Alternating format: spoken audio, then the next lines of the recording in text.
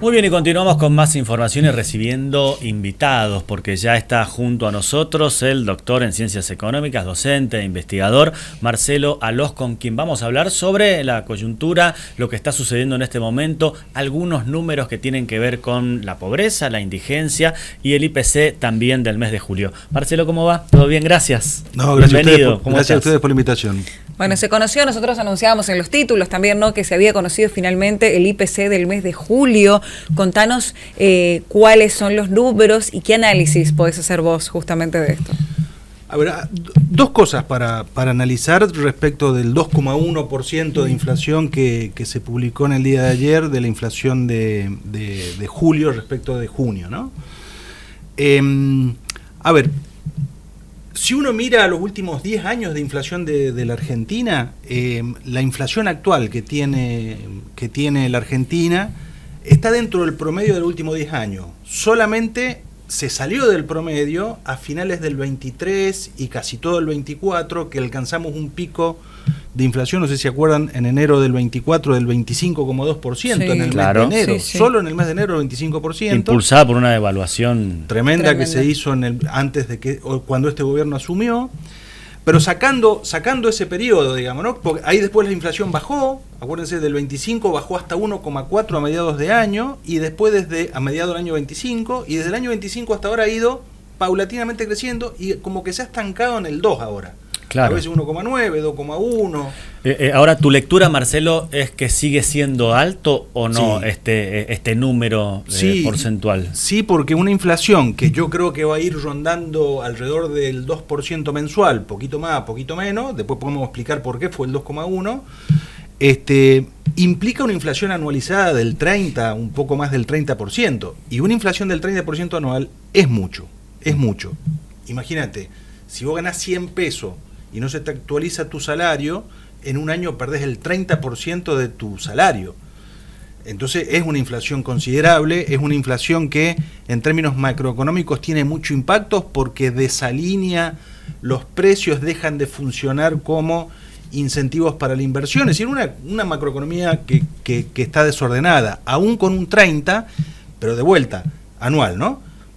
Y 2 mensual, que si vos lo comparás con el 25 de enero del 24, es una inflación bajísima.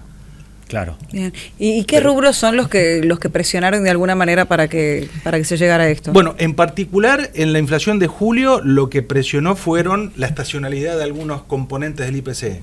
En particular, recreación y restaurantes y hoteles, que por ser una cuestión estacional de las vacaciones de julio, claro, quien brinda esos servicios acomoda los precios un poquito, aprovechando que va a haber más demanda, y eso es lo que ha impulsado la inflación de julio. Pero bueno, si te parás en otro mes, también hay algún otro factor, que a veces el tipo de cambio, vieron que ha habido un movimiento del tipo de cambio, es probable que la inflación de agosto muestre algún grado del 2, 2,1, 2,2, capaz que un poquito menos, pero no se termina de bajar de ese valor, y para poder tener una economía mucho más estable, mucho más planificable, y tenemos que ir a inflaciones del mundo, del 0,5 mensual, digamos, ¿no? Y para eso nos queda mucho, creo que queda mucho todavía por recorrer. Ahora vos seguramente nos vas a explicar estructuralmente cómo es, pero ¿qué pasa con este dólar planchado artificialmente a la hora de pensar en los índices de inflación a futuro? Bueno, es que ahí está, digamos, ahí podemos empezar ahí está la trampa. A ver, ¿por qué tenemos inflación del 2, del 1,9? Básicamente porque el dólar está planchado, eso tiene costos en términos económicos, y también por una política monetaria muy restrictiva que también tiene muchos costos en términos económicos, en términos de actividad, de generación de empleo. Entonces, tener inflaciones del 2, que yo digo que son altas, pero son bajas respecto a las que tuvimos, tiene su costo en términos económicos de menor nivel de actividad, menor empleo, salarios que no se terminan de acomodar, porque si se acomodan implican más costo y se puede espiralizar de vuelta la inflación.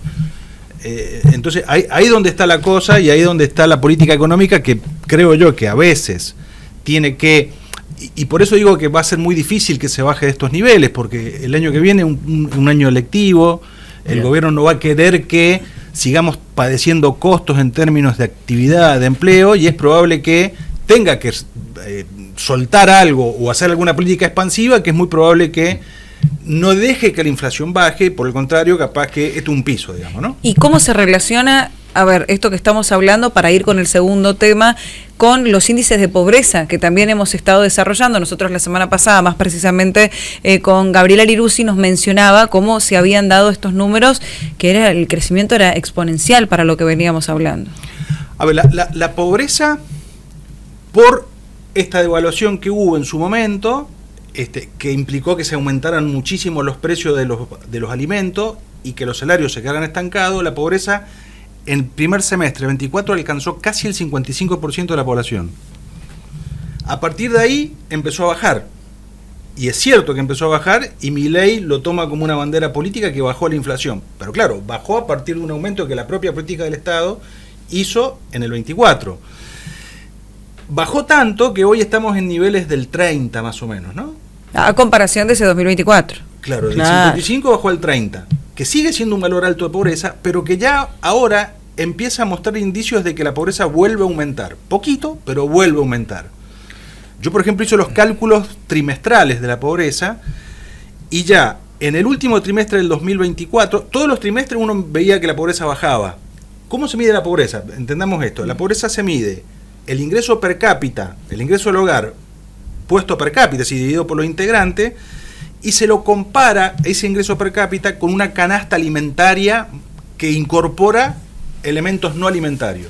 Si el ingreso per cápita es menor que el costo de esa canasta, vos sos pobre, digamos, ¿no? Claro, bueno, ahora hubo una discusión entre medio que fue por parte del INDEC no cambiar justamente esto que estás marcando, sí, y no incluir algunos ítems que son fundamentales, sí, en este tiempo. Absolutamente. Y también la realidad, ¿cómo haces para que la persona que te está escuchando del otro lado te diga, ¿cómo puede ser que el 30% de pobreza si yo estoy endeudado?